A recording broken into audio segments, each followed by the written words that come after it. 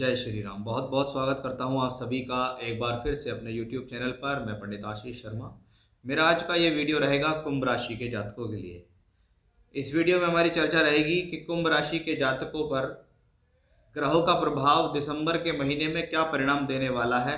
ये हमारा विशेष विषय रहने वाला है कि आपकी राशि से कौन से ग्रह कहाँ किस भाव में गोचर कर रहे हैं, उनका आपके जीवन में क्या प्रभाव है, ग्रह शुरुआत के समय पे कहाँ होंगे, बाद में जब वो राशि परिवर्तन करेंगे तब उनकी क्या स्थिति रहेगी, उसके बारे में हमारी चर्चा रहेगी। यह वीडियो चंद्र राशि पर आधारित है, यानी गोचरीय सिद्धांत के आधार पर हम आपको यहाँ बताएंगे कि प्लैनेट आपकी राशि से किन भावों के स्वामी होकर किन भावों में गोचर करते हैं और वो आपके लिए इस महीने यानी दिसंबर 2022 में क्या देने वाले हैं। क्योंकि ये है वर्ष 2022 का अंतिम महीना, क्या साल का आखिरी महीना आपके लिए एक बेहतर शुरुआत की तरफ जाता दिखाई दे रहा है, क्योंकि 2023 से नववर्ष आपके जीवन में शुरू हो जाएगा।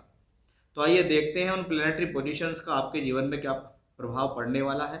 आप स्क्रीन पर देख रहे होंगे ये जो ट्रांजिट है ये है 1 दिसंबर 2022 का, जहां आपकी राशि से धन भाव में बृहस्पति स्वराशि के हैं जो कि 24 नवंबर को वक्री से मार्गी हो गए।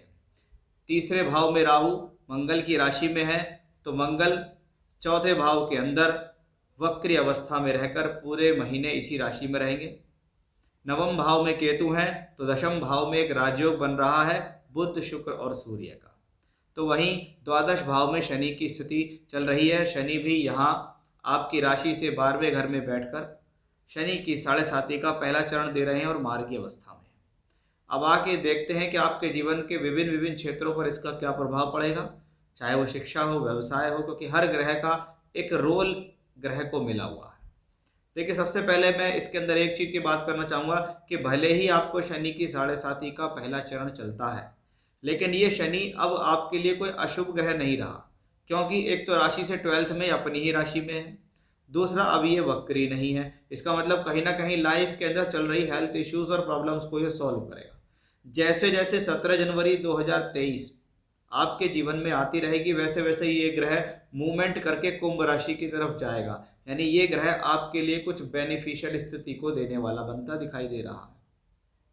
चंद्रमा से 12वें घर का शनि हो तो 7.5 होती है, लेकिन यहाँ शनि स्वराशि के भी हैं और मूवमेंट इनकी जो है वो कुंभ की तरफ है, मूल त्रिकोण राशि की तरफ है, इसलिए ये ग्रह अच्छा हुआ है। जब ये 12वें घर में अपनी ही राशि में होता है तो धन भाव में बैठे हुए बृहस्पति से संबंध बनता है, भाग्य स्थान पर इसकी दृष्टि भी आती है, यानी ये जो कॉम्बिनेशन है टूर ट्रैवलिंग यात्राओं से बाहर से जुड़कर फायदा दिलाने के लिए सक्षम है। और मकर का शनि सदैव ज़्यादा मेहनती होता है कुंभ के शनि से, क्योंकि ऐसे लोग कि जो मकर है, मकर का मतलब है पृथ्वी तत्व, इसके अंदर जल तत्व और पृथ्वी तत्व दोनों के गुण देखे जाते हैं, इसलिए इसको मकर यानी मगरमच्छ कहते हैं, जो पानी में भी और जो पृथ्वी पे भी दोनों तरफ से स्थिरता बनाए हुए लंबे समय तक रह सकता है, लंबे समय तक काम कर सकता है। तो वैसी ही स्थिति इस शनि के बदौलत है जो अपने आप में ठीक है। दो धन भाव के मालिक बृहस्पति जो आपके पैसे को सिक्योरिटी देता है, वो प्लेनेट कौन है? वो प्लेनेट बृहस्पति है, जो आपके 11th हाउस और आपके 2nd हाउस यानी आपके लाभ भाव और आपके धन भाव, यानी आप जो कमा रहे हैं उसका लाभ, उसका धन, और जो धन संचय कर रहे हैं, पैसा इकट्ठा कर रहे हैं, वो 2nd हाउस, दोनों के मालिक बृहस्पति स्वराशि के होकर धन भाव में वक्री से मार्गी आ गए, यानी आपके लिए धन के रास्ते बेहतर स्थिति से खुलने की स्थितियां साफ तौर पर स्पष्ट हो रही हैं जब से ये वक्री से मार्गी होगा। ये समय आपके जीवन में तरक्की और प्रमोशन के लिए है। ये समय आपके जीवन में पैसे की स्थिति को बढ़ाने वाला है कि अब मेरे जीवन में कुछ लाभ की स्थिति बढ़ेगी, अब मेरा प्रॉफिट पहले से अच्छा हो जाएगा, अब मेरी सोर्स ऑफ इनकम बढ़ जाएगी, अब मुझे काम मिलने लगेगा, क्योंकि शनि की 9वीं दृष्टि दशम भाव पे आती है और दशम भाव कर्म क्षेत्र है। जब धन का और कर्म का संबंध बनता है तो ये पैसे के लिहाज से कार्य क्षेत्र के हिसाब से अच्छा है कि आपने जो बोला वो पूरा किया। आपने अगर किसी को कोई प्रॉमिस किया, कोई वचन दिया, तो वो यहाँ पूरा होगा और आपको उससे लाभ भी मिलेगा ही मिलेगा। तो बृहस्पति आपके पूरे फेवर में है। अब आप ये देखिएगा कि जब महीने की शुरुआत होती है तो राशि से दशम भाव में एक राजयोग बनता है। वो राजयोग सूर्य का है, क्योंकि सूर्य केंद्र स्थान के मालिक हैं, सप्तम के मालिक होके दशम में। नव उसके साथ है पंचम के मालिक बुध और उसके साथ हैं योग कारक शुक्र। यानी महीने की शुरुआत होती है एक बेहतर स्थिति सूर्य बुध शुक्र ने राजयोग के रूप में दिखा दी है आपको कि भाई मैं आपके लिए एक बेनिफिशियल प्लेनेट हूँ, मैं आपके लिए एक अच्छा प्लेनेट हूँ, मैं आपको एक देने वाला प्लेनेट हूँ। वो यहाँ राशि से दशम भाव में बनता है। यानी पंचम, सप्तम, नवम और चतुर्थ।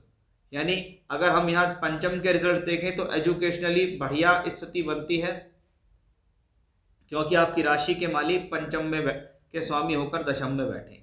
अब पांचवें घर का मालिक अगर दशम में बैठा हो और उसके बाद ये बुध 2 दिसंबर को राशि परिवर्तन करके पहुंच जाएगा एकादश में, यानी शिक्षा के बल पर प्राप्ति के योग बनते हैं। जो लोग अपने जीवन में एजुकेशन से रिलेटेड कुछ भी करना चाहते हैं, कोई पढ़ाई शुरू करना, कोई कोर्स ज्वाइन करना, कोई प्रोफेशनल क्वालिफिकेशन में एंट्री लेना, वो उस हिसाब से बहुत अच्छी है, क्योंकि बुध यहाँ एकादश भाव में 2 दिसंबर को पहुंच जाएंगे और पंचम भाव को वापस देखेंगे। यानी प्रेम संबंधों के लिए भी अच्छा समय, बुद्धि के लिए अच्छा समय, योजनाओं के लिए अच्छा समय। आपने जो सोचा जो किया उसमें आपको लाभ मिल गया, तो उस लिहाज से ये कॉम्बिनेशन बड़ा अच्छा हो गया, क्योंकि बुध पांचवें घर को वापस देखता है और लाभ भाव में है कि मेरी बुद्धि से मुझे लाभ मिला, मेरे ज्ञान से मुझे लाभ मिला, मेरी शिक्षा से मुझे लाभ मिला। वहीं पंचम भाव लव रिलेशनशिप का है, तो इमोशंस भी आपके ठीक रहेंगे, लव रिलेशनशिप आपकी बेटर चलेगी।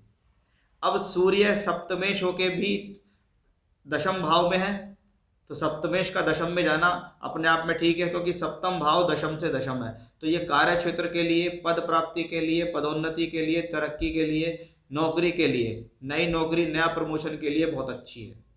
वही ये सूर्य इच्छा पूर्ति के भाव में पहुंचेगा, क्योंकि सूर्य 16 दिसंबर को राशि परिवर्तन करेंगे। सप्तम का स्वामी एकादश भाव में पहुंचेगा, जहां इनकी मुलाकात किससे होगी? पंचमेश बुध से। यानी ये समय लव रिलेशनशिप को मैरिज में कन्वर्ट करने के लिए सुंदर है। ये समय आपके जीवन में, आपके वैवाहिक जीवन को सही बनाने के लिए अच्छा है, मैरिड लाइफ को भी अच्छा करता है, आपकी इच्छाओं की पूर्ति करता है, आपकी इच्छाएं बढ़ेंगी, लेकिन सुख साधन भी कहीं ना कहीं से आपके जीवन में आएंगे। और वो वृद्धि के भाव में होंगे, तो वहां पे गया हुआ कोई भी प्लेनेट वृद्धि करता है। अगर बुध गया है तो इंटेलिजेंसी बढ़ती है, सूर्य गया है तो सामाजिक स्थिति बढ़ती है, मान सम्मान का स्तर आपका बढ़ जाता है, क्योंकि वो वृद्धि का भाव है।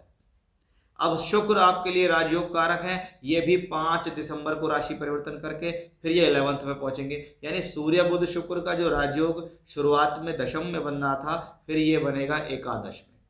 यानी 3 प्लेनेट लाभ भाव में, वृद्धि के भाव में। चौथे घर का मालिक शुक्र वहां बैठा है, इसका मतलब है भूमि जमीन ज्यादा, सुख साधनों में वृद्धि, भौतिक सुखों में वृद्धि, सुख साधनों में वृद्धि।